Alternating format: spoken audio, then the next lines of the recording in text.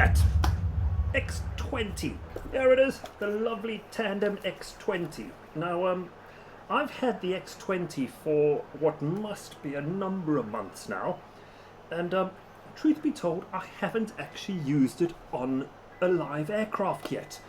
And the reason is quite simple. Primarily, I fly with my jeti mostly, and secondly, the other thing I fly with is one of these, Crossfire. And well, that doesn't fit. There's no Crossfire support on it yet, so I can hardly fly my FPV models on it. And well, all my jets and things are on jeti, and quite frankly, it's bloody superb. Does everything I want. But yeah, let me put that somewhere safe. So the other day, going back maybe a week back, I decided that the only way I was going to wrap my head around Ethos is actually if I sat down and programmed up a few models on it. And that's precisely what I did. Now, all up, you know what? Ethos is pretty good. It really actually is quite good. It's a whole lot easier to use than OpenTX. Certainly, I found on the most part it was kind of self-explanatory, much more intuitive, and that's fantastic. But it's still a little bit clunky in some places. Now, granted, it is in development still. It's early days. There's things, you know, like the keyboard management. It's very OpenTX style, but it's kind of just slow and clunky to use. There are certain areas where certain mixes and things could just be a little bit easier. So, you know, I'll forgive those minor issues because I am utterly certain they will get resolved. And that's great, because actually, it's good. And it's perfectly usable for 99% of kind of end users. Ethos is going to deliver what you want, and it will deliver it easily. Great. But, yeah, I did kind of hit a bit of a snag along the way, and it actually forced me to backtrack a little bit, which is far from the ideal course of action, but I backtracked, and I've actually not got my models running on this, because I actually took a selection of 4 or 5 models and converted them, and then I went through the whole effort of going back off it, and I figured it was probably worth me flagging up what the issues were and why I moved off it. So, and I guess first off, they are not major, and by all means you will work through them.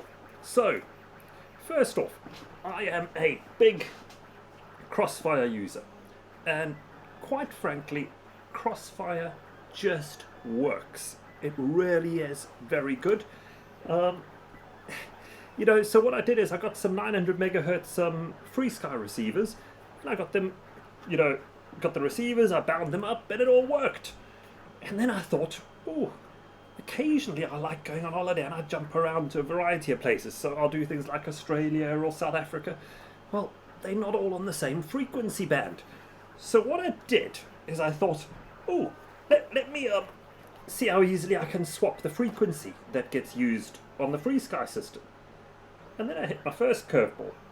If your internal module is flashed with the EU edition in my case, well, you ain't going to be able to change it without reflashing to the international version.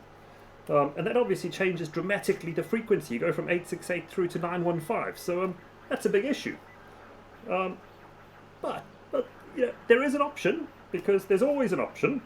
So there is a firmware called Flex, which allows you to change things. So I faffed about for quite a bit of time, but I had to reflash a version of Ethos, which had the Flex sort of suffix on the end. That made Ethos understand what Flex was about. And then I had to flash the internal module to get Flex working. And that made it work. But it wasn't so easy, yet again, because then I also had to flash my receiver. Now, I was getting a bit frustrated at this point, but needless to say, I got it working. And it does work. And then I thought, ooh, say now I've just hopped on a plane, and I've popped up in Australia, and I want to use a different band.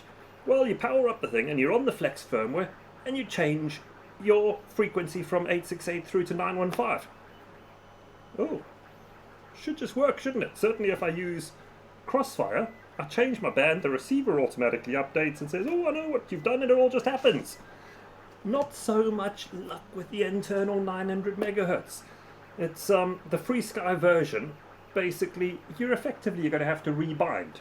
And, you know, it's not difficult to rebind, but actually there's a lot of people who are going to get kind of snagged up on this the first few times they do it. And I think it's kind of a shame, because like if I took like something like my Nano Goblin up there, you know, the receiver is buried way inside it. Now, if I were to rebind, if I've got an OTA receiver in there, the over-the-air one, I can do it all over the air. Brilliant. But actually, I might not. And then, well, now I've got to find the button. I'm just not bothered. It's as simple as that. I'm not bothered because it was too much effort. And I guess this is just a little bit of a message out there for FreeSky. You are producing some fantastic kit. This radio is superb. The number of receivers you're producing is superb. The options available to the end user are utterly brilliant. But there's just a little bit lacking somewhere, and I think it comes down to user experience. Because the thing is, for Joe Average, when I plug that in, and I want to do these things like change frequency bands and regions, it just works. It's kind of menu, click, click, or I could do it via the lure, click, click, done, and it worked. I didn't have to think. Now, that's a positive end user experience. So, fantastic, TBS, you did well. But on the other aspect, if I'm going to faff about, well, I know a lot of people who just won't bother, they'll give up. So, yeah, slightly annoying, but one of those things. Then, yeah, the next snag I hit was F-port. Now, F-port's obviously FreeSky's kind of single 3-wire protocol, so power, ground, and signal. And it's a two-way so I think it's half duplex actually, so it kind of talks in both directions down this. It's a replacement for S-bus and S-port, and it's now just F-port. And there's nothing particularly wrong with it. It works, but the first plane I did this on, I plugged it onto, it had a Matic F765, I think it was, and that was great. It worked. I plugged it all in F-port telemetry, it's all going through, and I was like, yeah, it's good, fantastic, happy days. And then I made the mistake of basically taking one of my aircraft which had an F4 controller in it, and be damned if I could get F-port to work. And the closest I've deduced is that, you know, I'm going to have to get an external hardware inverter to invert the signal to make F-port work on those boards. And I've got a lot of planes, and a lot of them are still running F4, and I'm now like, seriously, in order for me to test this and get this working, I either have to upgrade the flight controller or get a hardware inverter, which is just another kind of hop slash kind of failure point within the system. And it was a little bit annoying. Whereas the F7 seemed to be fine. So I'm sure there's probably a solution out there, and maybe I'm completely missing something, but it kind of just really annoyed me. It really annoyed me. But yeah, so two little issues which are enough of an issue that it stopped me kind of proceeding any further on this. And you know, I'm very, very torn. There's a side of me that really just wants to use this radio. I have such a strong desire to love it because there's so much going for it. But I'm battling, and I'm battling because I have this. And the Jeti just, it's a whole level of hardware quality above. It really is. But make no mistakes, there are some niggles and quirks, and you know, one of the downsides of Jeti is that you're very much tied into the Jeti ecosystem. You know, you kind of, you're either fully Jeti or you're not. And when you go Jeti, everything just works. It doesn't matter what you get, you plug it in, boom, boom, it just works. It's kind of magical in its own regard. and I like it. You know, I'm getting a few grey hairs now, and I like the fact that I can turn the radio on, plug the sensors in, and I don't have to think. So yeah, the long and short of it is, I tried this. I sat on it for 3 to 4 days of faffing about, and in the end, I went back to this.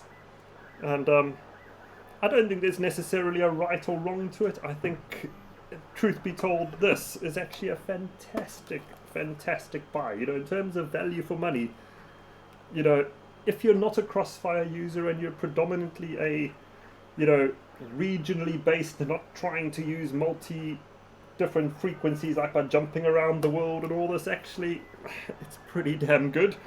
You won't regret getting one, but I'm still just left with a slight bit of disappointment.